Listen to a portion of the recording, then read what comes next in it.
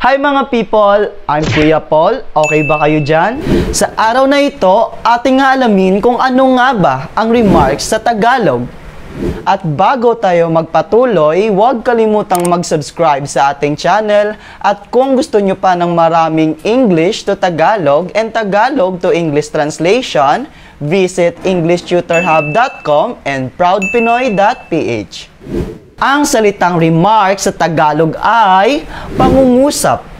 Ang salitang pangungusap ay tumutukoy sa isang pagpapahayag ng opinyon o paghuhusga. Gayon din sa isang sanggunian ng isang bagay na nararapat pansinin o unawain.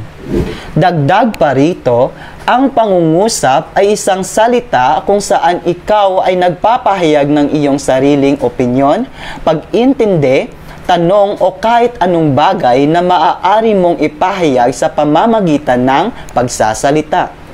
At ngayon, ako ay magbibigay ng pangungusap gamit ang salitang remarks at ito ay aking isasalin sa Tagalog.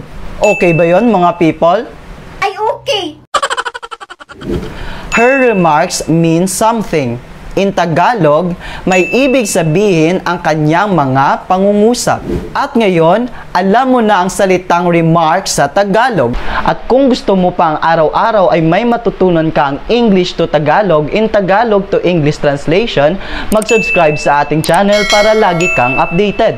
At sa muli, ako si Kuya Paul na araw-araw magbibigay sa inyo ng mga bagong kaalaman at nagsasabing lamang ang may alam. Maraming salamat po and God bless mga people!